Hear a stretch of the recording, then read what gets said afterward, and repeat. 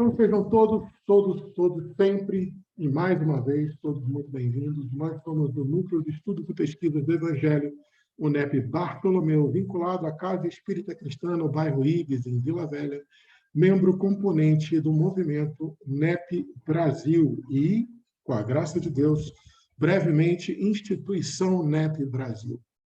Dando continuidade aos nossos estudos dessa noite, nós estamos no versículo 18, do primeiro capítulo da primeira epístola de Pedro, onde se lê, segundo a Bíblia de Jerusalém: pois sabeis que não foi com coisas perecíveis, isto é, com prata ou com ouro, que fostes resgatados da vida fútil que herdastes dos vossos pais. Já na Almeida Revista e Corrigida de 1969, nós vamos ver o mesmo versículo da seguinte forma: sabendo que não foi com coisas corruptíveis, como prata ou ouro, que fostes resgatados da vossa vã maneira de viver, que por tradição recebestes dos vossos pais. Já na Bíblia King James, atualizada, nós vamos ler o mesmo versículo da seguinte forma: porquanto estáis cientes de que não foi mediante valores perecíveis, como a prata e o ouro, que fostes resgatados do vosso modo de vida vazio e sem sentido, legado por vossos antepassados. E na Bíblia LTT, Bíblia de Litoral, Texto e Tradução, nós vemos o mesmo versículo da seguinte forma: tendo sabido que não com coisas corruptíveis, como prata ou ouro, fostes resgatados para fora da vossa vã conversação e maneira de viver, a qual vos foi entregue pelos vossos pais. Então, queridos irmãos, queridas irmãs, querida confraria, lembrando sempre, mais uma vez, que, como diz o nosso próprio benfeitor espiritual, o mentor Pedro, sabendo primeiramente isto, nenhuma profecia da Escritura é de particular interpretação. Então, o que nós viemos trazer para vocês hoje é fruto dos nossos estudos, das nossas reflexões, e é nada mais, nada menos do que o nosso ponto de vista. Não precisem concordar, estamos abertos ao debate, gostamos quando somos criticados, contrapontos e complementados, e eu convido a vocês, a cada um de vocês, a também exercitarem essa pesquisa, essa reflexão para com o Evangelho. Então, o que nós vamos trazer nessa noite é somente um ponto de vista, o nosso ponto de vista, fruto das nossas pesquisas. Eu acredito que vocês vão concordar comigo que as coisas que mais chamam a atenção nesse versículo, pelo menos as que mais me chamaram a atenção, foi quando fala sobre coisas incorruptíveis ou coisas perecíveis, né? Não foram com essas coisas que nós fomos resgatados de uma vã conversação e maneira de viver, uma maneira de viver vazia ou fútil, que foi herança dos nossos antepassados, no caso do versículo de Pedro, se dirigindo aos judeus da diáspora, né, da dispersão, da primeira dispersão, os antepassados seriam a lei antiga de Moisés e a antiga família judaica. Então, a gente quer gravitar em torno de 3 palavrinhas, né? Perecível ou corruptível. Vamos também gravitar sobre modo de viver, de conversação, e vã fútil. A primeira palavra grega, na tradução grega, é phtartos. É um adjetivo derivado de phtyro, que é um verbo. Literalmente, phtartos quer dizer desgastar para degenerar, ou propriamente, como é usado no texto, deteriorado, perecível, corruptível. Então, preste bem atenção que phtartos, ou seja, corruptível, perecível, nesse versículo tem literalmente o sentido de desgastar alguma coisa a fim de que aquela coisa se degenere, se enfraqueça, para que ela se torne cada vez mais facilmente corruptível, perecível, que ela esteja se deteriorando. Já a palavra anastrophai é um substantivo feminino derivado de aná, da ana ou aná, né? Prefixo grego que quer dizer de baixo para cima, mas o sufixo strepon, que quer dizer giro. Propriamente, anastrophai quer dizer virado ou virando para cima. Mas o uso dessa palavra grega também contempla lidar com os outros, meios de conduta, de comportamento ou modo de vida. Então, anastrophai é o modo de vida. Lembrando que não foi de maneira a nos deteriorar, voltando aqui, não foi por maneiras que nos desgastem e nos deteriorem que nós fomos, perdão, não foi por maneira que nos desgastam e deterioram, né, que nos degeneram, que nós fomos tirados dessa, ou seja, que nós fomos convidados a esse novo modo de vida ou fomos tirados desse modo de vida, desses comportamentos, dessas condutas, desse nosso jeito de lidar com o outro, de maneira mataios. Mataios é um adjetivo derivado de mataine, que quer dizer, que é um advérbio, que propriamente quer dizer sem objetivo, coisa vã, sem propósito, sem rumo.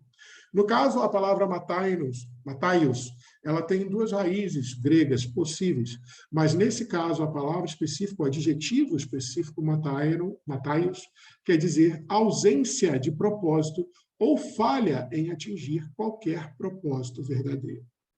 Então, não foi a partir das coisas que nos degeneram, deterioram, que nos desgastam, que nós fomos trazidos para um novo propósito de vida, para um novo jeito de cuidar da nossa vida, um novo jeito de lidar com a existência, né? Para que ela não se tornasse uma existência, um modo de agir ou uma conduta que fosse sem rumo, sem propósito, vã, que a gente não se desgastasse a ponto de não atingir nada verdadeiro e aquilo fosse nos deteriorando. Então, a ideia é essa. O chamado que Pedro traz, o sentido do chamado, o sentido da santificação, lembrando que a gente está numa perícope que fala sobre chamamento e santificação, exortação à santificação. Então, lembrando que nessas três palavras a ideia fica o seguinte: nós fomos chamados para que nossa existência parasse de ser sem rumo, que nós parássemos, através das coisas que nos degeneram, que nos desgastam, vão nos tornando mais corruptíveis, que a gente ficasse nessa empreitada sem jamais atingir o que é verdadeiro, um propósito verdadeiro.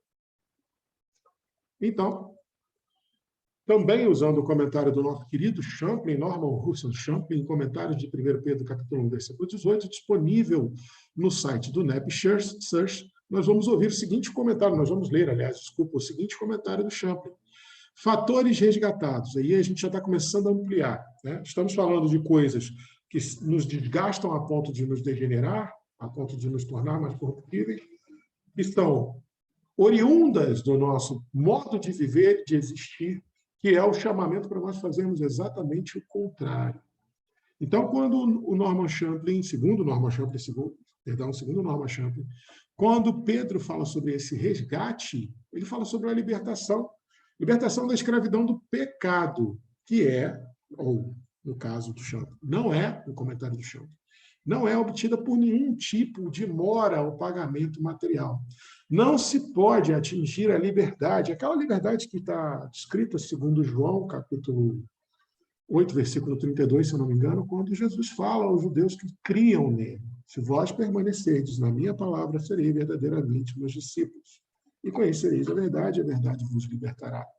Então, Norman Champlin está nos lembrando que não há modo material, não há nada relacionado à matéria, à carne ou à existência reencarnatória em si, basal, que não contemple a espiritualidade da reencarnação. Não há nada que possa nos livrar desse pecado, não há nada que possa nos libertar da consequência, da expiação de qualquer que venha a ser os nossos tropeços em se tratando de interesses materiais. Essa libertação só é obtida, segundo o verso de Pedro, na interpretação de Champlin, mediante o sacrifício de Cristo. Lembrando que essa ideia do Cristo sacrificado, essa ideia de que o sacrifício do Cristo veio para nos libertar, é preciso ser analisada a partir do prisma de que é o exemplo. Existem ainda denominações religiosas onde os nossos irmãos partem do princípio acertadamente, ok? Acertadamente, eles partem do princípio de que só será possível a nós expiarmos os nossos pecados, porque o Cristo expiou sem culpa nenhuma, né? Ele sucumbiu como cordeiro manso, se imolou como cordeiro. Mas que não nos enganemos. o ato do Cristo de se imolar como cordeiro manso, como nós sabemos, está escrito no Evangelho, era para cumprimento das Escrituras. O fato de ter acontecido dessa forma é para que não ficasse dúvida de que ele era o Messias. Mas o ato em si de abnegação e sacrifício, sacrifício aos nossos olhos, porque ao Cristo era o seu dever enquanto espírito crístico, mas essa imolação do Cordeiro, que foi Jesus Cristo, deve nos servir primeiramente como exemplo, e não nos isentar ou tranquilizar-nos do nosso dever, como diz João, de permanecermos na palavra do Cristo, para sermos verdadeiramente discípulos. Permanecer na palavra, segundo as tradições judaicas, é observância irrestrita da lei e fé incontestável no Criador, em Deus e em Yahvé. Já passando para o pensamento judaico antigo, quando você lê o profeta Ezequiel, lá no capítulo 20, versículo 18, você vai ouvir ou ler Ezequiel nos escrevendo ou falando o seguinte: não andei nos estatutos de vossos pais, nem guardeis os seus juízos, nem vos contamineis com os seus ídolos. A advertência de Ezequiel ao povo judeu, e é uma advertência que é repetida no sentido ampliado nesse versículo de Pedro. Pedro quer dizer o seguinte: nós viemos, assim como os judeus daquela época, e muitos de nós somos os judeus daquela época a qual Pedro se dirigia, né, hoje reencarnados nesse tempo e nesse espaço, mas tal qual os judeus daquela época, nós viemos também de uma carga de tradições que não contemplam plenamente a lei de amor, justiça e caridade. Por isso é necessário que não andemos irrestritamente nos estatutos dos nossos ancestrais, dos nossos antepassados. Porque, por mais que a história seja valorosa, e a história de sacrifício de cada um dos nossos ancestrais é extremamente valorosa, e nós tenhamos que ter imensa gratidão a todos eles, porque são espíritos irmãos que reencarnaram à nossa frente para nos preparar a senda, a seara dos caminhos que nós estamos trilhando e desbravando hoje. Mas nesse ciclo de preparo para o que vem no futuro, aos irmãos que virão no futuro, a gente não pode esquecer que a nossa tradição, a nossa cultura, aquilo que nós imprimimos, influenciamos aos que estão chegando, que vieram após nós, não tem a plenitude do ensinamento evangélico. Por isso é necessário o discernimento de todos nós e das gerações futuras também. Isso é uma obrigação do espírito reencarnado, discernimento para saber o que precisa ser aprimorado daquilo que você recebe enquanto tradição, daquilo que você recebe enquanto legado. E dentre eles, Ezequiel frisa principalmente, né? Ele frisa a questão de se contaminar com os ídolos. E aí é necessário que a gente faça uma alusão ao sentido de ídolos, principalmente para a época de Ezequiel. Os ídolos dos povos gentios, sobretudo os babilônios, eles eram, além de desafiar a hegemonia monoteística de Yahvé, zombavam da necessidade de observância da lei e manutenção da pureza nessa lei para que se mantesse a promessa divina. Lembrando que Deus, Yahvé, quando escolhe o povo judeu, ele promete uma aliança.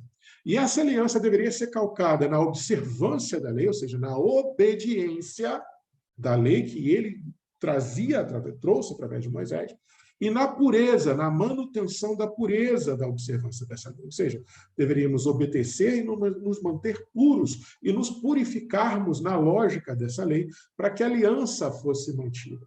Então, quando Ezequiel vem nos falar de não vos contamineis com os ídolos que os ancestrais daquele povo idolatravam, ele estava se referindo aos ídolos babilônios, que zombavam dessa aliança, zombavam dessa observância e obediência da lei e dessa purificação, essa necessidade de purificação. Eram panteões, ou seja, eram povos politeístas, em que cada deus tinha a sua incumbência, e geralmente incumbências voltadas exclusivamente para os interesses materiais. Deuses que promoviam riqueza, promoviam fartura, promoviam segurança, promoviam vitórias nas batalhas. Não era isso que a lei de Deus, não era isso o código que Yahvé teria trazido através do Decálogo. Então, mais uma vez lembrando, é necessário que nós tenhamos obediência e pureza, sim, e processo de purificação, sim, na lei de amor, justiça e caridade. Mas é necessário que toda a tradição, todo o legado, tudo aquilo que nós recebemos dos que já estavam aqui, quando nós chegamos, passem pelo crivo do seu entendimento atual do que seja a lógica da caridade, do que seja os preceitos evangélicos, do que seja a lei de amor, justiça e caridade. Ou, como nós lemos lá em Atos dos Apóstolos, no capítulo 7, na defesa de Estevão perante o Sinédrio, quando Estevão fala que eles não observavam a lei nem os profetas, criticando a todos os judeus que estavam ali ou condenando de que eles não eram observadores, ele, segundo Atos, segundo a escrita de Lucas, faz a seguinte crítica: homens de dura cerviz, homens que não conseguem dobrar o pescoço em reverência à transcendência sublime e absoluta do Criador. Homens de dura cerviz e incircuncisos de coração, ou seja, criticando, vocês são circuncidados como sinal da aliança, e a circuncisão era um dos sinais da aliança com Deus, mas o coração de vocês não mantém essa aliança. Ou, como diz Isaías, depois repetido por Jesus, esse povo de lábios me adora, mas seu coração está longe de mim. E Estevão conclui: vós sempre resistis ao Espírito Santo, assim vós sois, como vossos pais. Ou seja, a bronca de Estevão àquele povo é: observem a lei, mas observem com os ouvidos de ouvir que vem diretamente do coração. Porque é ali que Deus nos fala. Deus fala a nós diretamente em nossos corações. A razão é, logicamente, a mantenedora e a buriladora, né, e a organizadora desse discurso que acontece em nossos corações através dos afetos e das emoções. A razão, enquanto maestra da vontade, organiza e faz com que se manifeste. E de qual maneira se deve manifestar. Mas, segundo, inclusive, a tradição judaica, o coração do homem é um campo vasto e fecundo, onde Deus vem semear as suas sementes da lei, as suas sementes legais. Inclusive, o Salmo tem o livro do Cântico dos Cânticos tem uma referência lindíssima sobre isso, sobre Deus semeando as suas sementes no coração do homem. Então, Deus fala primeiro aos nossos corações, antes de falar com a nossa inteligência, com a nossa razão. Por isso que, se somos incircuncisos, ou seja, se não temos a aliança primeiro no coração e no ouvido, como diz Estevão, a nossa cerviz, nosso pescoço, a nossa cabeça nunca vai se dobrar em reverência. Assim, diz Estevão, como os erros dos nossos antepassados. Estevão chamando, conclamando a todos a uma nova observância, conclamando a todos a prestarem mais atenção e reverem. Tá certo, Adriana, minha voz está meio abafada porque eu estou mexendo muito no microfone. Vou tentar falar mais pertinho um pouquinho, pode deixar. Estevão nos conclamando a reobservarmos e reaprendermos a lei de Deus. Ok?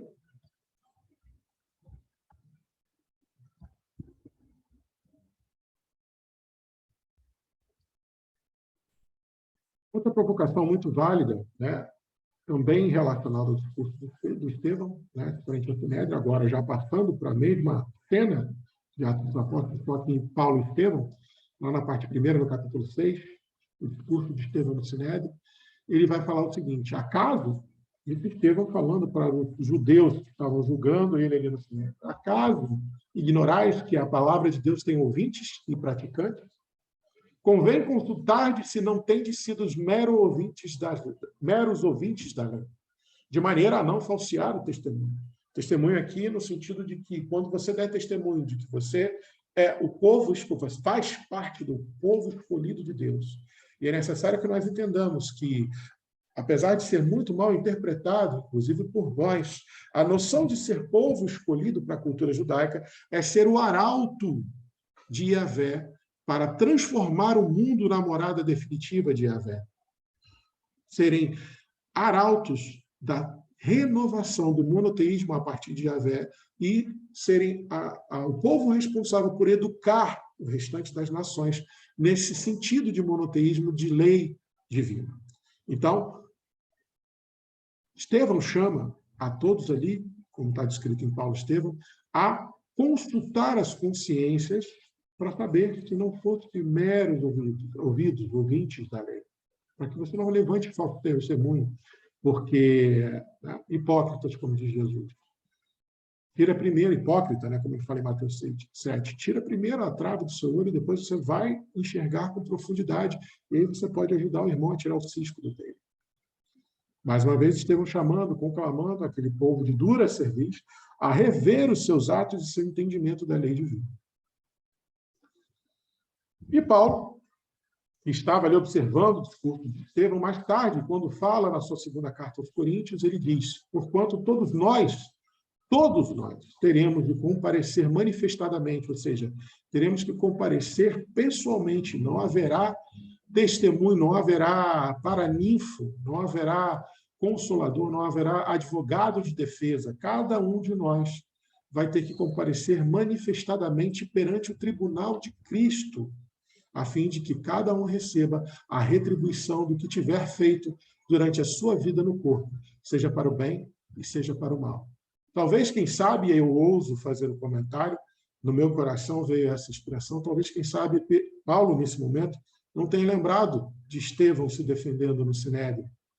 Não tenha lembrado de que Estevão transmitia, segundo Emmanuel, uma paz e uma tranquilidade que perturbavam soberanamente Paulo. Paulo não entendia aquela paz, aquela tranquilidade no momento de maior suplício de Estevão. E Paulo também ficou, segundo Emmanuel, muito abismado quando Estevão, já se entregando o seu corpo ao fenômeno da morte, fala que estava vendo os anjos do Senhor, via o Senhor, já estava com a visão amplificada, a dupla visão da vida eterna.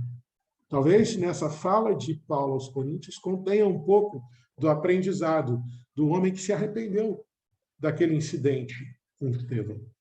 Todos nós vamos ter que comparecer, sem nenhum advogado de defesa, a não ser a nossa consciência, no tribunal do Cristo, para que a gente possa ser restituído, tanto para o bem quanto para o mal. Porque essa é a lei de justiça, amor e caridade. E Emmanuel, a esse respeito, lá no livro Pão Nosso, no prefácio do Pão Nosso, que o próprio Emmanuel intitulou No Serviço Cristão, ele nos ensina: o problema não é apenas saber. Não adianta você saber de tudo que a gente sabe, seja na doutrina dos Espíritos, seja no nosso aprendizado no Evangelho.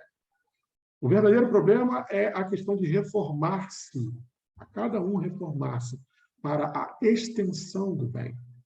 O que nós sabemos é só um ponto de vista sobre uma bondade possível, viável para o nosso entendimento. Mas o que Emmanuel nos convida aqui é mais ou menos aquilo que nós lemos uma vez no livro Bezerra, Chico e Você, quando o doutor Bezerra tem uma mensagem lindíssima sobre a caridade, onde o doutor Bezerra diz o seguinte: é necessário que nós façamos, com todas as nossas forças, o bem que nós já sabemos, para que, através da aplicabilidade, o exercício, o trabalho no bem que nós já conhecemos, nós possamos aprender todo o bem que nós ainda não conhecemos. Então, o Emmanuel faz um convite similar para a gente. O saber é importante porque, através do saber, você sabe a dimensão, você tem a real dimensão do limite das suas forças para fazer o bem. Mas o que Emmanuel convida a gente aqui é reformarmos-nos através desse aprendizado diário, da aplicabilidade do que nós já sabemos sobre o Evangelho da lei divina natural, para que o bem em nós se estenda, para que nós, através desse processo de aprendizado através da dor, ou aprendizado através dos atos benévolos, a expiação dos nossos tropeços, a restauração do bem que nós tiramos com os nossos erros e a nossa ignorância da lei divina, que nós possamos ter consciência do quanto nós estamos nos reformando, para que o bem em nós, a consciência lúcida do bem e da caridade, possa ir se expandindo. Ainda Emmanuel, quando perguntam a Emmanuel no livro Consolador, na questão 303, o que é o significado de pecar contra o Espírito Santo, Emmanuel nos traz uma pergunta que é bem própria, cai muito bem para nosso argumento de hoje. Ele fala que a falta cometida, e essa falta contra o Espírito Santo, é aquela falta cometida com a plena consciência do dever, depois da bênção do conhecimento interior, guardada no coração e no raciocínio. Quando você já entende um pouco da lei divina e natural, você já percebe, vislumbra as sementes de evangelho brotando em você, e mesmo assim você comete um erro, mesmo assim eu cometo o erro, consciente do que eu deveria ter feito. E é necessário que a gente entenda que quando se fala dessa forma, se fala deliberadamente do erro que você propositalmente comete. Porque é necessário que nós entendamos, sobretudo eu posso falar com uma certa autoridade depois dessa semana. Existem pedras que você já tropeçou várias vezes e você tem a nítida impressão de que não vai tropeçar mais. Mas existem várias maneiras de tropeçar na mesma pedra. E hoje eu percebo que é necessário que nós tenhamos, sim, essa consciência de que pedra tropeçada pode voltar ao seu caminho. Porque é necessário você revisitar todo tipo de consciência do dever. É necessário que você expanda bem, como foi o convite anterior de Emmanuel. É necessário que você reveja, o nome disso é provação. É necessário que, a partir do momento que você se arrepende do seu erro, como está lá no Código Penal da Vida Futura, no livro Céu e Inferno, você se arrependeu do seu erro, você entendeu a necessidade da expiação, você deixou que a dor da expiação te ensinasse uma lição e te reformasse interiormente. E, aprendida essa lição, você partiu para restaurar o bem que você retirou com a ignorância da lei divina, da falha cometida, a qual você acabou de expiar. E aí, mais um tempo existe nisso. Existe mais uma etapa nesse ciclo para que seja realmente, né, consolidado esse aprendizado. Arrepender-se, expiar, aprender com a dor e restaurar o bem são os itens que, segundo Kardec nos traz, segundo a doutrina dos Espíritos nos traz através de Kardec, seriam os itens necessários para se apagar qualquer falta.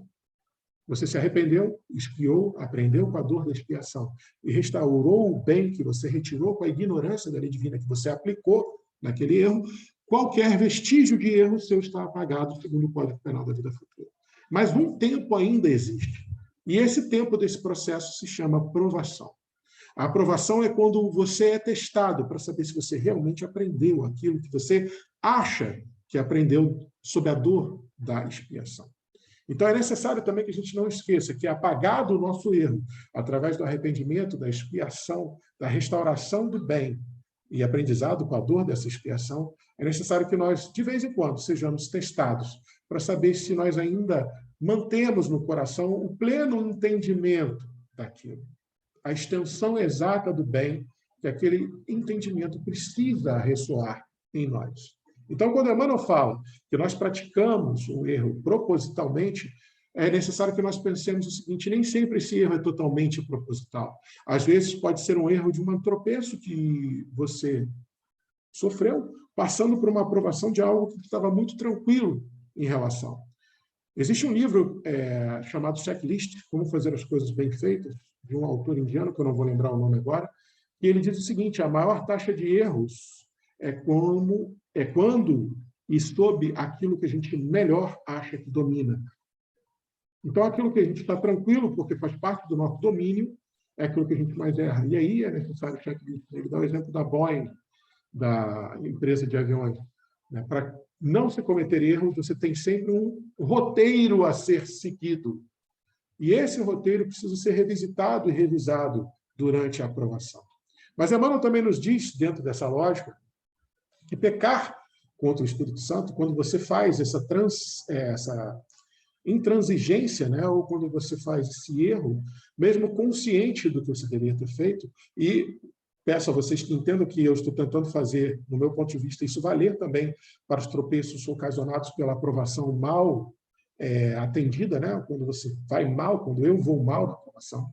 Isso significa pecado contra o Espírito Santo, porque, segundo Emmanuel, a alma humana estará, então, contra si própria, é a gente jogando contra o nosso próprio patrimônio, tripudiando, né? Ou seja, atolando-se no vício, quando, na verdade, a gente deveria, ou tripudiando no sentido de você folgar, não ter seriedade, né? Tripudiando no sentido de você não dar a devida importância às divinas possibilidades.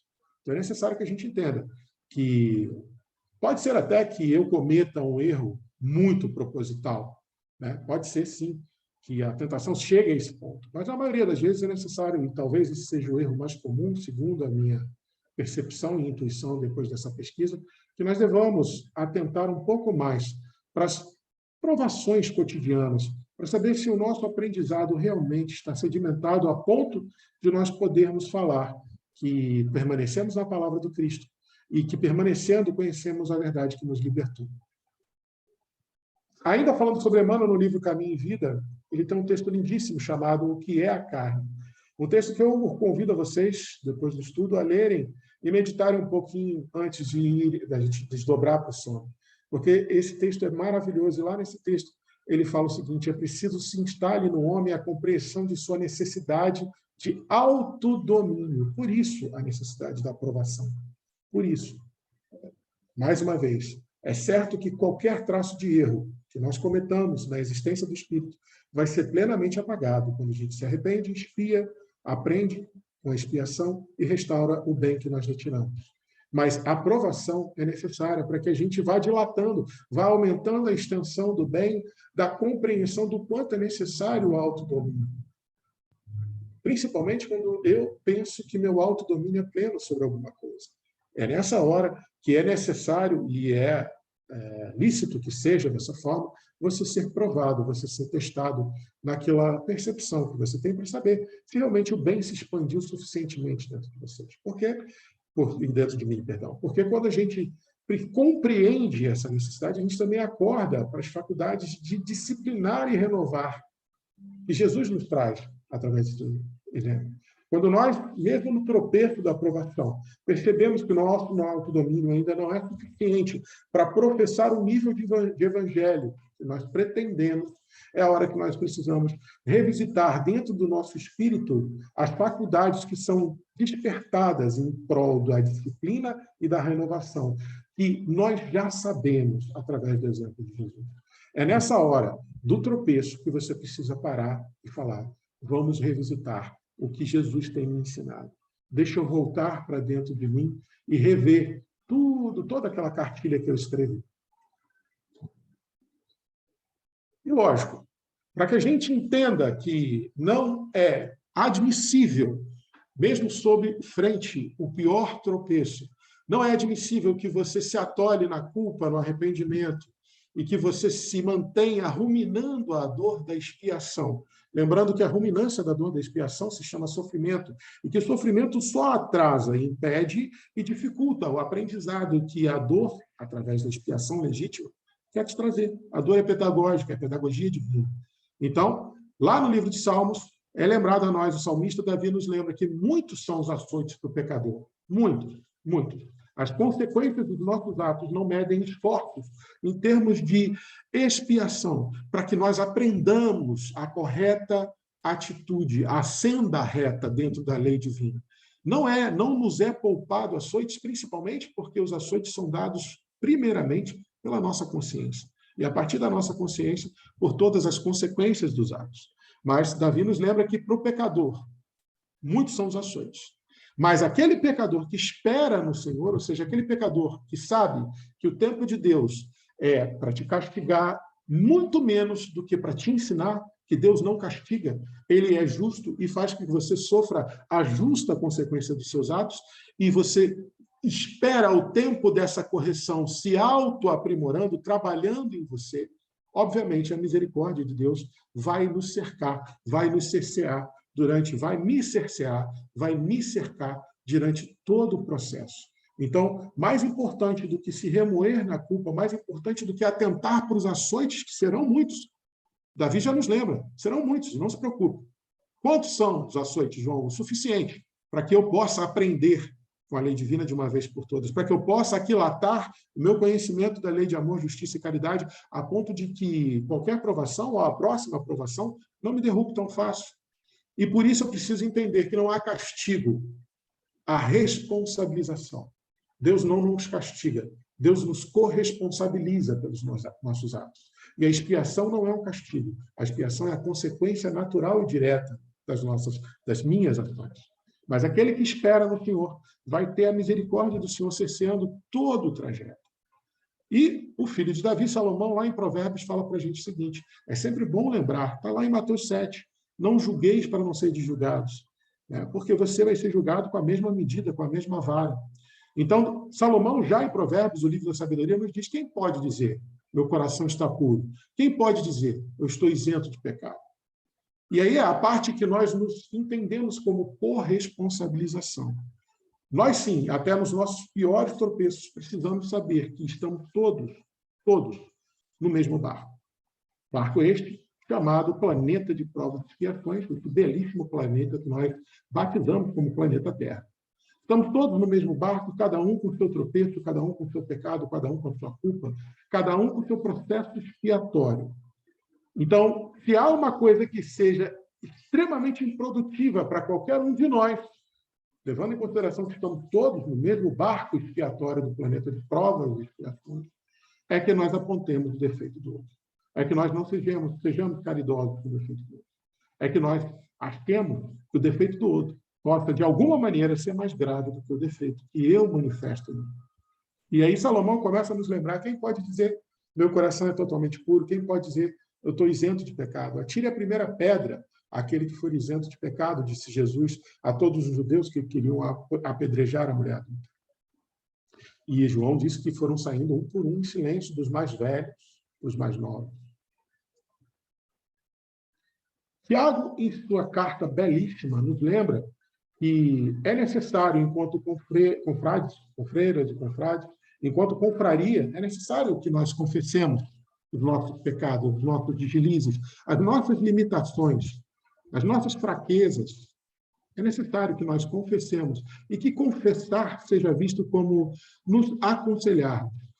Esse confessar, pois, que foi trazido, essa ideia de confissão que foi trazida principalmente pela Igreja Latina, né, após o cristianismo primitivo, ela tem muito a ver com que Salomão em Provérbios nos fala sobre o aconselhamento. Aconselhai-vos com quem é mais sábio, para que vocês possam, para que eu possa ter o melhor entendimento. Então, o livro de Provérbios pede para que nós nos aconselhemos. E aconselharmos, me aconselhar com alguém, é primeiramente confessar o meu erro, a minha incapacidade, a minha fraqueza, a minha limitação. Ou você vai pedir conselho de coisas que você sabe plenamente. Ou eu vou pedir conselho de coisas que eu domino plenamente. Então, que esse confessar possa ser visto primeiro como se aconselha. Se você consegue ver no seu confrade, na sua confreira, uma figura de que possa lhe trazer algum tipo de alento, de consolação e principalmente de esclarecimento para seja qual for o momento difícil que você está passando, confesse-se, aconselhe-se. E primariamente, primordialmente, Tiago nos lembra, orai um pelos outros. Orai uns pelos outros, para que estejam salvos, porque a oração de um justo, sendo fervorosa, pode muito. Então, que nós criemos o hábito de orarmos uns pelos outros, não só nos momentos difíceis, mas que criemos os hábitos de, nas nossas orações, lembrar de toda a nossa confraria, dos irmãos de jornada reencarnatória, que ombro a ombro palmilham esse desafio.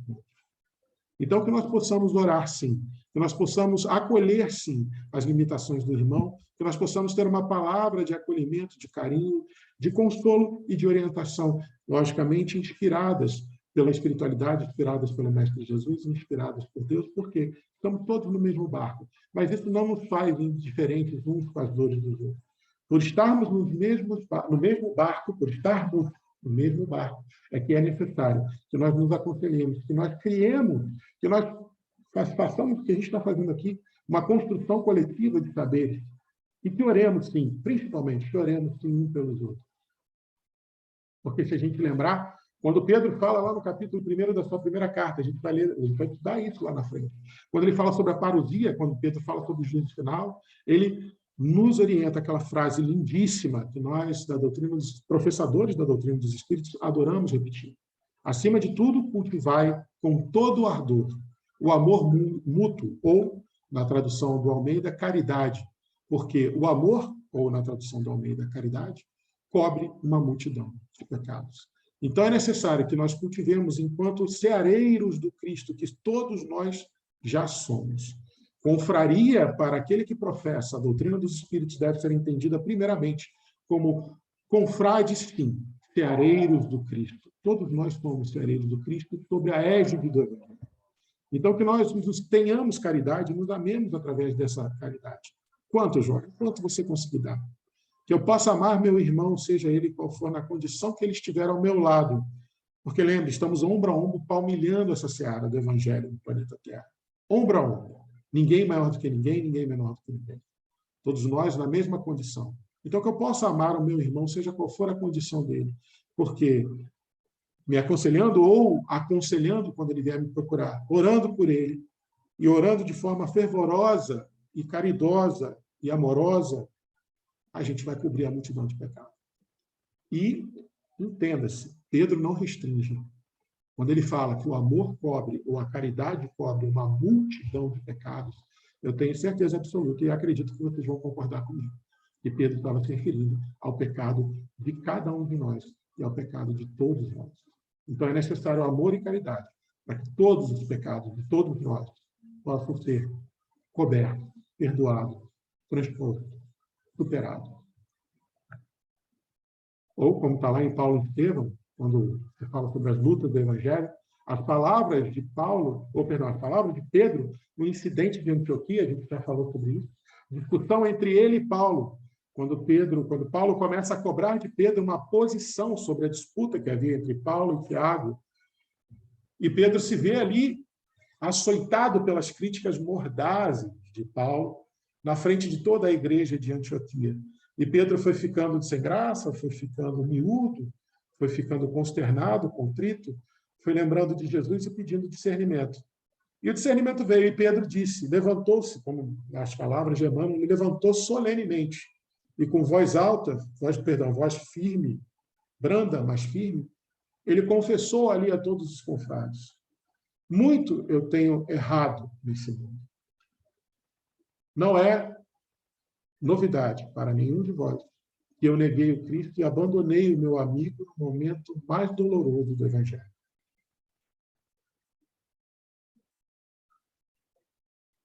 Mas ele confessa para a gente também que ele tem medido a misericórdia do Senhor pela profundidade do abismo das fraquezas. Isso é quase um convite. Como se mede a misericórdia de Deus pela profundidade do abismo da minha fraqueza? É justamente saber que, mesmo errando tanto, mesmo negando Cristo mais que 3 vezes, Pedro ainda só negou 3 vezes, mas confessou a ele também 3 vezes. Mesmo no abismo mais profundo das fraquezas, mesmo negando Cristo todo dia, repetidamente, a misericórdia do Senhor, a misericórdia do Cristo não nos abandona. E as portas estão sempre abertas para a renovação. E Pedro, confessando isso, contrito em humildade, fala: se errei entre os irmãos muito amados de Antioquia, peço perdão de minhas faltas. E lembra, na autoridade que ele já tinha enquanto Pedro, que eu estou me submetendo ao vosso julgamento. É lícito que eu me submeta, já que eu estou errado. Mas eu rogo a todos que também não se esqueçam de se submeter ao julgamento do Altíssimo. Ou seja, cuidado da forma que você vai julgar o seu irmão. Cuidado quando eu julgar o meu irmão. Não se esqueçam que com a medida que eu medir, eu vou ser medido. Com a vara que eu medir, eu vou ser medido. Com a medida que eu der para o meu irmão, será a medida que se dará a mim. Lá no tribunal do Cristo. Lá no dia do julgamento, segundo Paulo.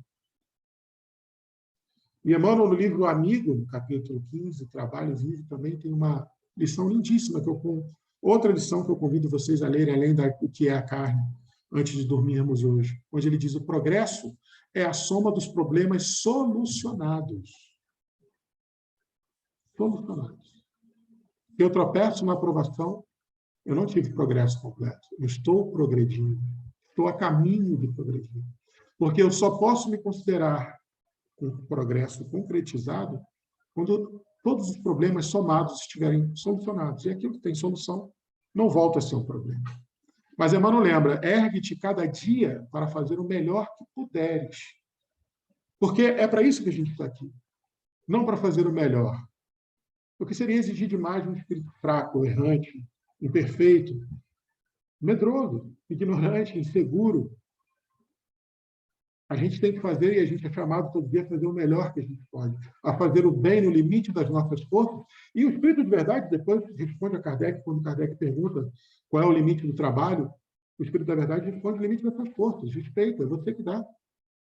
Deus não se intromete nisso, ainda fala: Deus dá a você esse direito. Qual o limite do trabalho? Não é o limite, você que dá. Assim como o limite da força para fazer o bem é você que dá.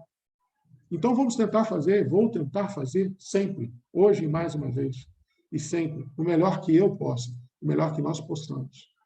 Porque se por acaso a gente não conseguir, ou eu não conseguir me adiantar no passo regular, aquilo que eu tinha planejado, né, mesmo que seguindo lentamente, eu não vou deixar de seguir constantemente. Mesmo frente a qualquer tropeço, eu vou levantar, vou fazer um balanço de onde eu errei, por que eu errei, o que precisa mudar em mim para que eu não erre mais.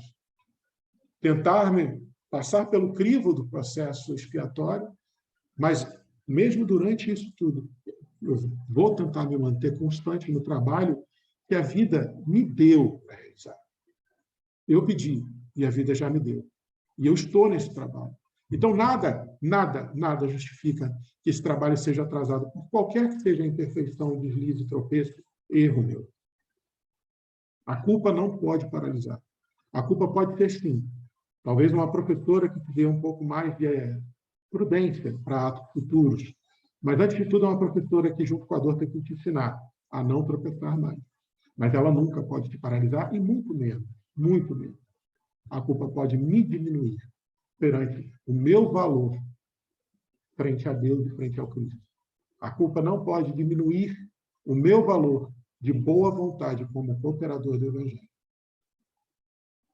E Emmanuel nos aconselha, não nos acomodemos com pessimismo e desânimo, o que eu acabei de falar. Nem esmorecemos no serviço que eu me propus a fazer. Eu pedi, está lá no meu projeto reencarnatório. Então, eu não posso ter pessimismo, não posso ter desânimo, não posso ter culpa, não posso me diminuir, porque eu pedi e a vida já me deu esse serviço. Eu não posso esmorecer. E aí, Emmanuel lembra, quando a sombra se faça mais espessa, naqueles momentos em que você está mais acuado, mais culpado, mais esmorecido, mais degenerado, mais corrupto, mais corrompido, onde você percebe que quase tudo que você sabia quase que foi em vão. Tamanho é o tropeço. Nesse momento, Emmanuel te dá um conselho, me dá um conselho, dá um conselho a todos nós, que nós possamos acender a chama da oração e prosseguir. Manter-me em oração e prosseguir. Estacionar jamais, nem frente ao pior dos erros. A luz da prece, nos diz Emmanuel, me fará ver a estrela da esperança a guiar-me em rumo certo, porque a esperança é a baliza da marcha de todos os corações que procuram por Deus. Lembra que Davi falou? Que muitos serão os açoites, mas o pecador que espera no Senhor vai ser circundado, cercado, cerceado pela misericórdia. Então, a esperança tem que ser a baliza da nossa marcha. Eu não posso parar porque eu sei que lá na frente, o amor de Deus, o amor sublime de Deus, está me esperando. Então, eu não posso atrasar essa marcha. E eu pergunto a vocês, o que cada um de vocês aprendeu com Jesus hoje?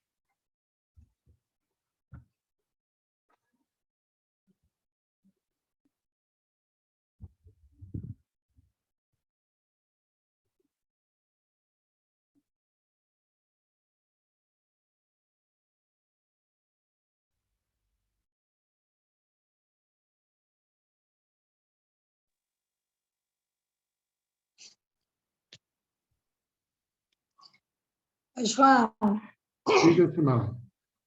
uma vez eu ouvi de um amigo que falou assim comigo, eu estou aqui para errar mesmo, que se eu fosse evoluída, eu estaria lá onde? Em Saturno? Se a gente fosse evoluído, a gente não estava aqui, a gente estava em Sírios, lá junto com Alcione. Pois é. Depois que eu ouvi essa frase, por mais que brincadeira e tudo, mas ela é a verdade. Pedro nos exorta o tempo todo, né? Que nós vamos cair, mas que nós podemos redimir.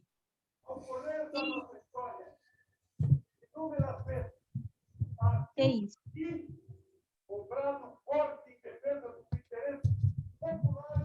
Estão me ouvindo? Que eu estou ouvindo um outro negócio aí. Pode continuar. Então tá, vou continuar aqui. Então, eu entendo o seguinte, o que me faz, como você fala, eu vou falar por mim. O que me faz errar é o meu excesso de confiança. Então, quando eu imagino que eu venci aquela situação que eu estou por cima da carne seca, vem a provação e às vezes eu tropeço no mesmo lugar, na mesma pedra. Então, por quê? Eu excedi na minha confiança e achei que eu podia dar um passo além, que eu não conseguiria ainda. Mas o que eu achei mais importante disso tudo é que realmente culpa não nos leva a nada e não nos faz evoluir em nada. Não é? Então, levantar, erguer a cabeça e ir em frente. Tinha uma outra coisa que eu queria colocar aqui também. Quando fala lá no versículo sobre de maneira vã de viver, que por tradição recebeste dos vossos pais. Não, vou ler de novo. Sabendo que não foi com coisas corruptíveis, como prata ou ouro, que fostes resgatados da vossa vã maneira de viver, que por tradição recebeste de vossos pais. A minha tradução aqui é do Almeida, né? Isso ela é um pouquinho diferente da que nós estamos em cima dela aí hoje. Então, olha, quando eu vi isso aqui, que fomos resgatados, na hora eu tive um outro entendimento. Eu entendi que também eu pensei como ocidental, né? Eu não pensei lá como na época do judaísmo, da cultura, nem nada. Que, na verdade, o que nos resgata de repente é exatamente a tradição familiar. Aquilo que nós recebemos como educação e por herança. Porque, por mais que ela não brote, não tenha brotado até agora, foi uma semente. Uma hora ou outra ela vai germinar e dar bons frutos se essa educação que recebemos de nossos pais realmente foi proveitosa. É isso aí. Sim, concordo com você, Simar. Né? Talvez tenha faltado eu expressar dessa forma que você expressou. A tradição, a cultura, o legado que nós recebemos ao reencarnar nesse planeta, dos nossos irmãos espirituais que se colocam à disposição da paternidade, que serem nossos tutores e nos receberem em mais uma jornada reencarnatória, esse legado, nossos ancestrais como um todo, né, ele é o ponto de partida. Também não é viável nem prudente, e não seria nada cristão, nada evangélico, a gente negar também o legado, a construção dos que vieram antes.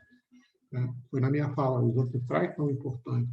Nós temos que agradecer, ser muito gratos pela luta que todos tiveram antes da gente. Né? E não só nossos pais, todos aqueles que vieram antes de nós, há de ter gratidão, mas é necessário lembrar que o legado é só o ponto de partida. Perdão, só não, né? É um grande ponto de partida. E a partir desse ponto de partida, que nós temos que rever, né, as nossas tradições, a nossa cultura espiritual, dos nossos ensinamentos enraizados na nossa personalidade perispirítica. Mas você está certíssimo. Quem mais gostaria de falar, gente? João, Pois não? deixa eu traçar algum pensamento aqui. Fica à vontade, Adriana. Isso. Bom, o versículo fala, né? Todo mundo vai lendo aí, a gente vai falando para poder fixar na memória, né? Ele fala que fostes resgatados. Então, ele fala que nós fomos resgatados, não fala que estamos sendo, nem que seremos, mas que fomos resgatados, né? Então, ficamos lembrando desse resgate, de resgatar um prisioneiro, um refém, não é isso? De quando a gente resgata um bichinho na rua e leva para casa para poder cuidar dele assim para o resto da vida, né? Oferecer tudo que ele precisa ao nosso entendimento, o alimento necessário e tudo que precisa. Então, falando desse resgate, né? Nos resgatar desse nosso cativeiro, nos livrar desse nosso cativeiro que ainda estamos vivendo um pouco, quando estamos ali presos às imperfeições que ainda habitam em nós, né? Mas a mensagem fala que nós fomos resgatados, né, da nossa vã maneira de viver. Fomos resgatados, então a instrução chegou, a informação chegou e foi depositada a todos nós, foi entregue a todos nós. Até porque aquele que está em necessidade não se resgata sozinho, né? Ele precisa de alguém para resgatá-lo, né? O que precisa de ajuda precisa que alguém vá socorrê-lo e o resgate, o retire daquilo dali, não é isso? Então, foi o que o Cristo fez conosco, ele veio e, pelo exemplo e por tudo que nos ensinou, por palavras e por atos, ele veio e nos resgatou, então nós fomos resgatados. E fiquei eu pensando aqui comigo, né? Nós desejamos permanecer resgatados? Essa foi a pergunta que eu me fiz agora há pouco, lendo esse versículo, ouvindo o estudo. Ele falou que nós fostes resgatados, nós já fomos resgatados. Tudo que precisávamos ter de informação para nos tirar dos nossos próprios erros, nos foi entregue. Então, pelo visto, está cabendo a nós, como prisioneiros, como cativeiros, como esse bichinho, né, que está na rua ali acuado, precisando de ajuda, cabe a nós aceitarmos esse resgate. Porque tem isso também, alguém pode querer vir me ajudar e eu falar, não, preciso não, estou bem, né? Apesar de saber que não estou. Mas eu posso falar, não, precisa não, estou bem, precisa não, né? Quer dizer, tem que existir um movimento interno em nós, em aceitar que somos necessitados, aceitar que cometemos faltas, porque somos aprendizes ainda, aceitar que ainda não entendemos, eu vou dizer muitas, mas assim, esse muitas é praticamente tudo, né, a respeito da vida, né, considerando o grau evolutivo e tudo que temos para aprender. Então, assim, temos muito ainda o que aprender, considerando que temos que enxergar, ter um olhar interior para nós e observar que ainda somos muito necessitados, mas reconhecermos que somos necessitados. Porque se a criatura não se reconhece necessitada, ela não vai entender que precisa ser resgatada. E a mensagem fala que o Cristo nos resgatou. Fostes resgatados da vossa vã maneira de viver. Né? E Jesus, quantas vezes fala que veio em nome de Deus, que está aqui em nome do Pai, que foi enviado pelo Pai. Quantas vezes ele fala isso no Evangelho para nós? E ele fala que a todo tempo estará conosco, nos amparando, nos auxiliando, estarei convosco até o fim dos séculos, né? Não é o século de número, até os fim dos tempos de dores que nós vivermos, dores por causa das nossas, perdão, imperfeições. Então, fiquei eu me perguntando aqui, só um instantinho, então eu tenho que tomar um gole de água. A garganta não está boa ainda. Então, não posso muito não. Não, que a minha a laringite foi feia, hein, doutor? O negócio pegou aqui. Então, fiquei pensando aqui, nós desejamos realmente ser resgatados, mas nós fomos. Desejamos permanecer resgatados? Então, vai nos solicitar, então, o quê? Um empenho de cada um de nós, nessa tentativa, nesse dia a dia, hora a hora aí, de nós realmente buscarmos acertar, mesmo nos reconhecendo criaturas, muitas vezes, ainda corruptíveis. Mas fomos resgatados não por coisas corruptíveis, né? Mas pelo Cristo. Então, nós não fomos resgatados por coisas corruptíveis. Isto é, alguém não chegou e falou assim, olha, você tem um prisioneiro aí, eu quero resgatá-lo. Tome tantas moedas e me dá o prisioneiro para cá, porque ele é um querido meu. Você tem cativos aí? Tome isso daqui, toma o meu sítio aqui, a minha fazenda, e me dê esses cativos, porque eles são preciosos para mim. Não, nós somos resgatados pela informação, pela orientação, pela instrução que o Cristo veio nos dar, que não é corruptível.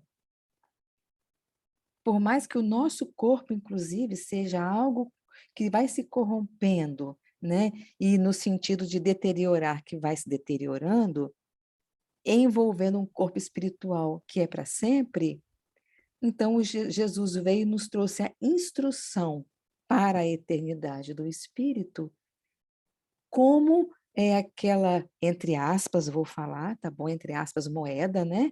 Que vai nos resgatar para sempre. Mas não é a moeda que compra, mas é aquela que vem e nos retira desse poço, dessa lama, dessa vida de, às vezes, vamos dizer assim, de imundície da alma, né? Dos erros da alma. Ele vem e nos retira disso daí com a instrução. Cabe a nós nos alimentarmos desta instrução que veio do pão da vida, que veio da água viva, e pensarmos conosco mesmo. Bom, ouvir é isso mesmo, ou então, para mim, não, eu não preciso ser resgatado, estou ótimo, né? E realmente pensarmos, desejo ser resgatado? Desejo permanecer resgatado? Né? Então, essa ficou a pergunta aqui nos nossos pensamentos. E fostes resgatados da vossa vã maneira de viver.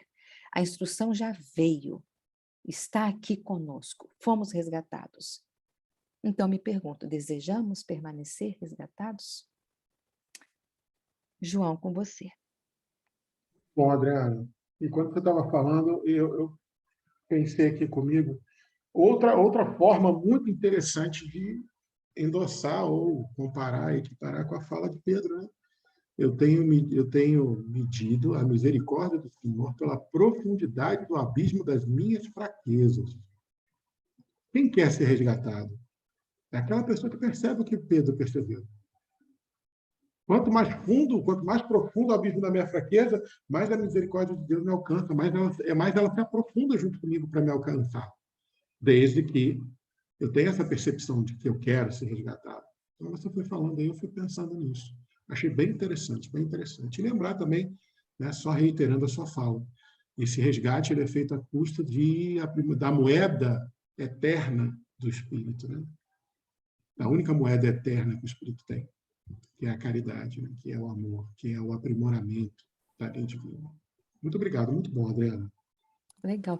Você falou do abismo aí, está em algum versículo ou passou Não, é a despercebido? fala de Pedro no Paulo Estevão. Paulo Estevão? Vou passar para Ah, você aqui agora. Paulo Estevão, passa parte para mim. 2, capítulo 5, Lutas pelo Evangelho. Vou te passar depois o link.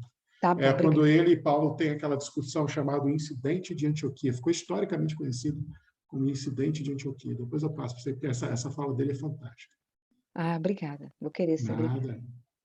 Silvia Andréa, minha irmã, por favor.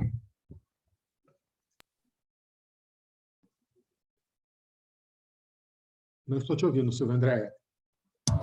Está ouvindo? Agora estou te ouvindo, Silvia.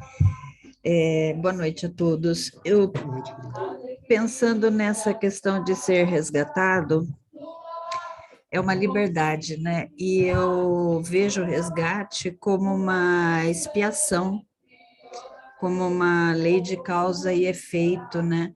E o resgate, eu lembro do Mestre Jesus ensinando: a semeadura é livre, mas a colheita é obrigatória, né? Desculpa, meu marido está com a música, está com a televisão ligada aqui. Sem problema. E eu vejo os resgates, os nossos erros, a nossa culpa também, como foi falado, né? E a gente tem o livre-arbítrio, né? Para escolher os nossos caminhos, mas obrigatoriamente a gente tem que arcar com as consequências dos nossos atos, rever os nossos erros, né? E mais cedo ou mais tarde vem esse resgate, né? E eu acredito que entra como uma expiação, e a oportunidade que Deus nos dá desse resgate é a cada encarnação nossa, né? Cada encarnação é uma grande oportunidade de resgate da lei divina, né? E aí pensando, se tem o resgate, é pela justiça divina, né? Então, esse exercício de desapego, de desprendimento, de fraternidade, caridade, para a gente são as chaves para a gente crescer, né? Para a gente não ficar caindo nos mesmos erros. Eu vejo o resgate como as oportunidades de encarnações. É isso. Câmbio, desligo. Não liga por muito tempo, não. Eu concordo com você, Silvia, é isso mesmo. A reencarnação, né, é talvez a misericórdia máxima que Deus tem com a gente. Né? E talvez, até talvez, por isso seja tão polêmico esse assunto. João, Pois não, fala dele. estava lembrando aqui no Evangelho segundo o Espiritismo, Uhum, lá no capítulo 6, item 6, uhum. fala para nós elevarmos a nossa resignação a nível de provas. Olha que interessante isso. Sim, sim, sim. Elevarmos a nossa resignação a nível de provas, né? E fiquei pensando nesse ponto com relação às expiações, né? Quando surgem essas dificuldades da alma, né? Nós buscarmos entender o seguinte: bom, por mais que eu saiba que é uma expiação, que foi uma falta do passado, que está me acontecendo isso hoje, coisa e tal, mas vamos fazer o seguinte: não vamos viver isso aí assim, tá bom, eu tenho que viver isso porque eu errei no passado, então eu tenho que passar por isso agora, então tem que passar, vamos passar, não tem jeito mesmo, né?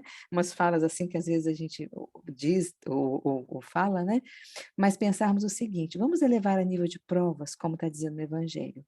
Vamos nos colocar ali, não passando por uma expiação, mesmo que seja, mas passando por uma prova. Cristo agora está me colocando numa prova, né?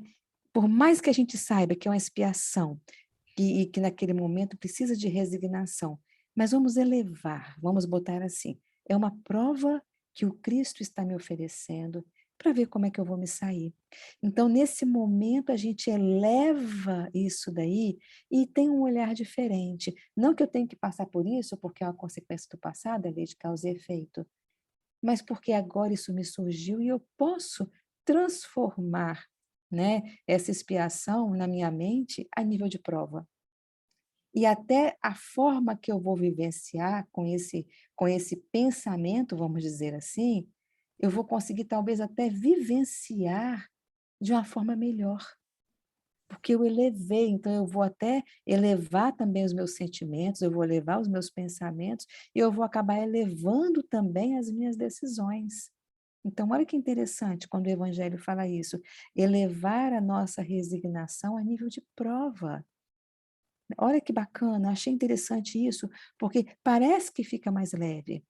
Sim. Parece que tira, não fica? Parece que tira aquele peso assim, é um resgate do passado, eu tenho que passar por isso, né? Eu tenho que viver, é a lei de causa e efeito, pagou, tem que fazer. A gente tira esse peso disso daí, que poderia não ser, mas que poderia ser um peso, e entende de uma forma diferente, né? Então, ficaria também um pouquinho mais leve também, se nós olharmos como o Evangelho está nos ensinando. Concordo, Adriano, concordo. E tem que ficar mais leve, né? Porque o quanto da sua dor é sofrimento. Tem uma diferença grande. Né? É necessário que a gente entenda que a dor é pedagógica, que isso é pedagógico, que isso é para o nosso bem. Né? Esse é um desafio grande para ele. Ô, João, Pois não, Simar. só concluindo aí o que a Silvia e a Adriana falaram, Aham. a questão de passar pela provação, de passar pela expiação, para mim, pessoalmente, eu acho que o mais difícil é reconhecer que erramos, aonde erramos e que realmente erramos. É muito difícil a gente reconhecer o próprio erro.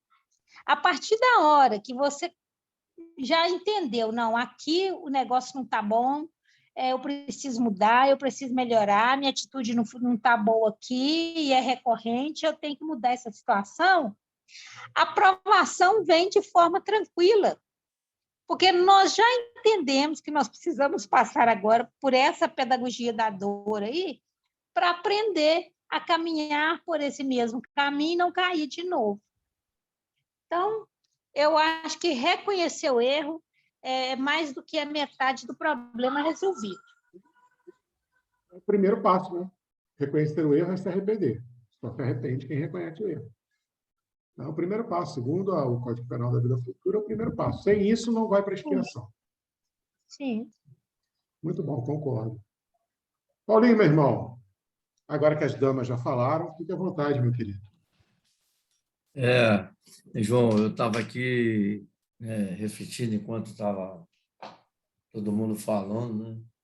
Uhum. E quando a gente retorna ao plano espiritual, nós lá entramos em conexão, né, com os nossos tutores espirituais, com especialistas em reencarnação. E hoje a gente tem esse conhecimento, hoje a gente tem essa, graças a Deus, que a gente já tem esse leque aberto, né? E que a gente sabe que não existe mais nem inferno, né, e nem um céu assim localizado. É uma forma de nós estarmos conforme nós sentimos. E aí, lembrando que Deus envia a dor, é um benefício que Deus envia os seus eleitos, e que não sairá daí enquanto não resgatares o último ceitil. E quando nós estamos lá no plano espiritual, com os amigos espirituais, existe um plano, um planejamento de vida. E nesse planejamento de vida, não é feito de qualquer jeito. Às vezes nós pontuamos algo que é muito forte para nós e que, com esse amparo, eles vêm até cada um de nós falando, olha, cuidado, está muito forte para você. Olha, vai devagar, deixa para a próxima. Você ainda não se encontra preparado. Olha o carinho que eles têm com a gente, né? E aí, quando está tudo já definido, as possibilidades, porque quando a gente vem para cá, a gente vem igual um carro, né? Você vai numa estrada, lá acho que é no Livro dos Espíritos, que fala, não lembro a pergunta, mas é mais ou menos assim.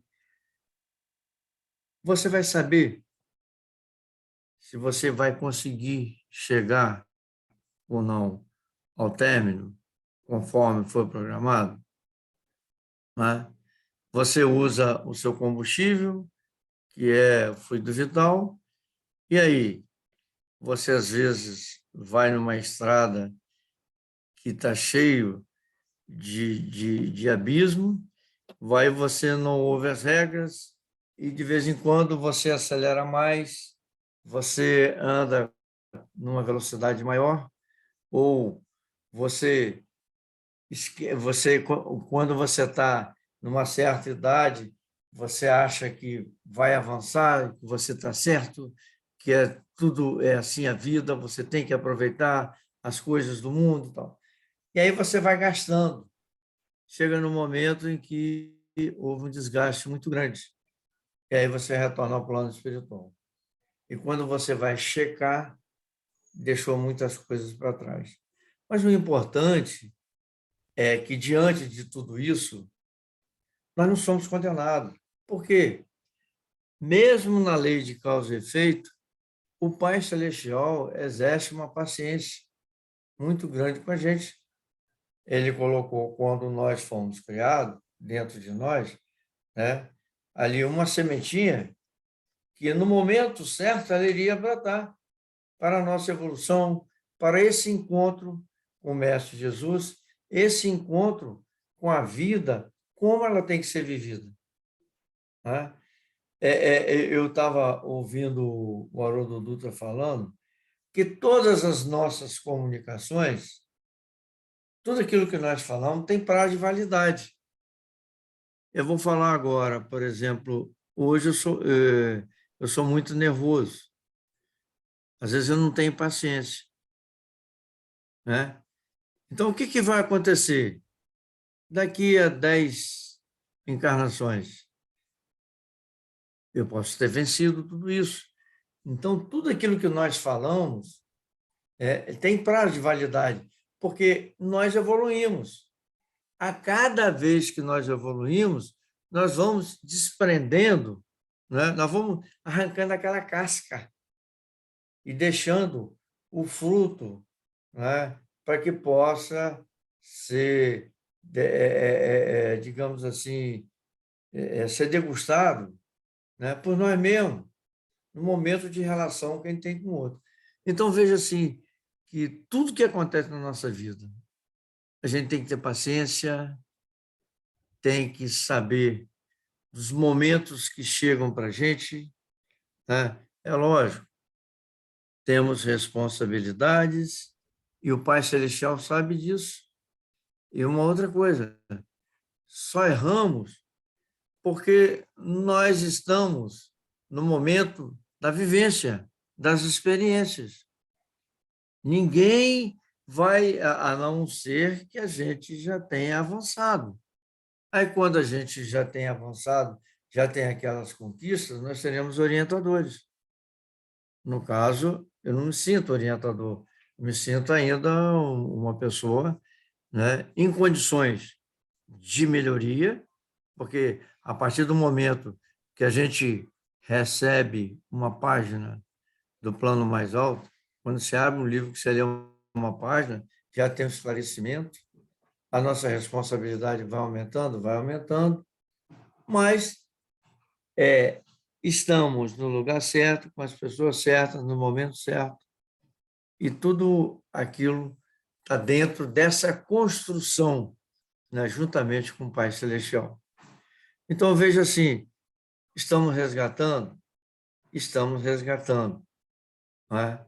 Mas, pedagogicamente falando, né, nós não estamos aqui para julgar ninguém, porque a espiritualidade não nos julga, Deus não nos julga como nós julgamos, como nós nos julgamos ou julgamos o outro.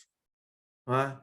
Aí, se a gente for olhar, aquele que mata hoje 100, antigamente matava milhares.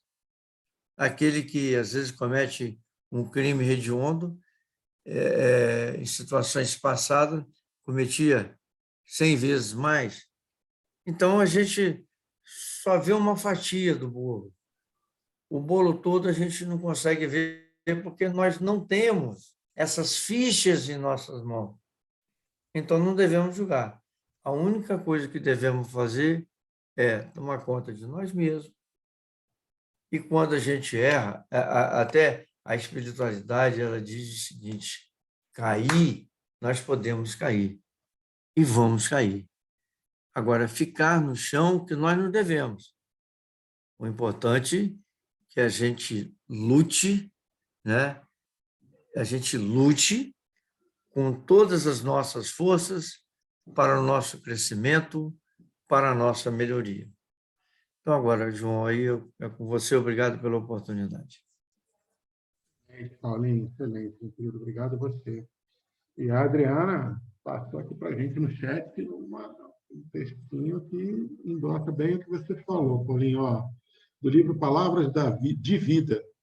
Além das lágrimas, aprendamos igualmente a pensar, a purificar-nos, a reerguer-nos e servir. A necessidade da alma é semelhante à sede ou à fome. É semelhante ao desajuste moral ou à moléstia. A lição do Cristo é também comparável à fonte e ao pão, ao fator equilibrante e ao medicamento, que são fundamentalmente os mesmos em toda parte.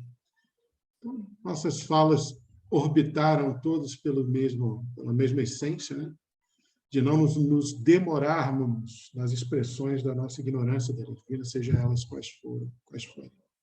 mais importante do que celebrar qualquer tipo de incapacidade, limitação, fraqueza que nós possamos ter enquanto espíritos encarnados no planeta de provas e expiações, como lembrou bem Elcimar. Se eu fosse perfeito, eu estava em Sírio junto com Alcione, não estava aqui.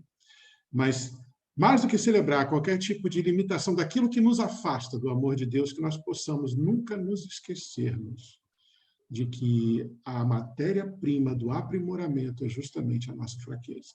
E que a gente saiba usar cada ponto dessa fraqueza em prol do aprimoramento. Mais alguém gostaria de falar alguma coisa, meus irmãos, minhas irmãs, entrando nos momentos finais do nosso estudo de hoje? Mais alguém gostaria de falar?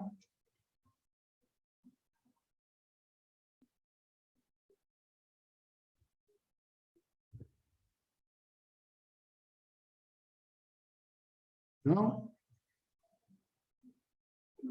Adriana, eu sei que você está saindo de uma laringite, minha irmã, mas você teria condição de fazer bem baixinho, devagar, uma prece para encerrar o nosso estudo? Dá Se você para não tiver fazer. condição, eu entendo. Dá sim, com certeza. E só Então, por consertando gentileza. ali, na hora de digitar, faltou. O livro é Palavras de Vida Eterna. Ah, ok. Eu logo É, não imaginei, saiu assim, esse livro eu eterno. não conheço. Que bom. Palavra de Vida É, Eterna, Emmanuel. Palavras de Vida Eterna é a lição, ai meu Deus, 118, ante a palavra do Cristo. Ótimo. As Vida palavras que eu Eterna, vos 118. disse, as palavras que eu vos disse são espírito e vida. É um resgate, né? É um Isso, resgate. Então vamos, exatamente. né? Então vamos agradecer a Deus, dizendo: Senhor Deus, nosso bondoso Pai, de amor e misericórdia, com os nossos corações, Senhor, repletos de esperança.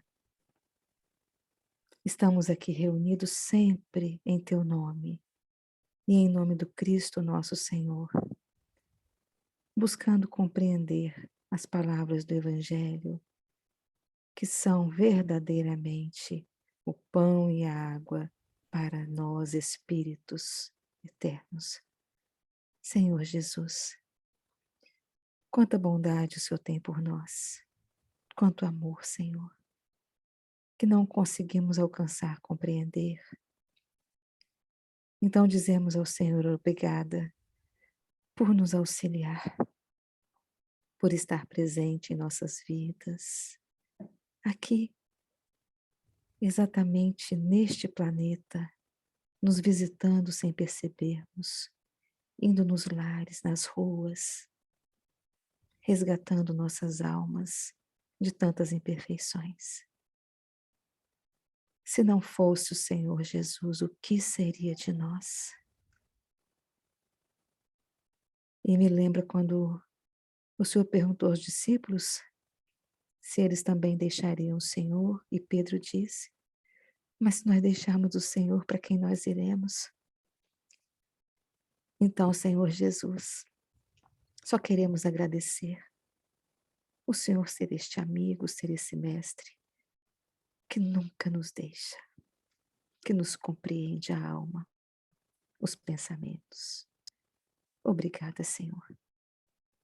Seja a sua luz aquela que realmente possamos deixar acesas em nossos corações para sempre. Assim seja. Assim seja. Gratidão. Gratidão, Adriana. Gratidão, meus irmãos, minhas irmãs, pela presença de vocês, pelo carinho de vocês, pela participação de vocês. Que tudo que a gente construiu aqui possa florescer nos nossos corações e frutificar em mudança. Boa semana a todos. Lembrando que domingo temos um encontro marcado no NEP Alcione. E quarta-feira que vem, com a graça de Deus, se assim permitir, estaremos todos aqui reunidos de novo. Fiquem com Deus. Grande abraço, gente. Até Beijo domingo. para todos. Boa noite. Boa Até. noite. Boa Obrigada, noite. João, Boa pelo noite. estudo. Obrigado a Obrigada. vocês. Tchau, Obrigado a tchau. vocês. Boa noite.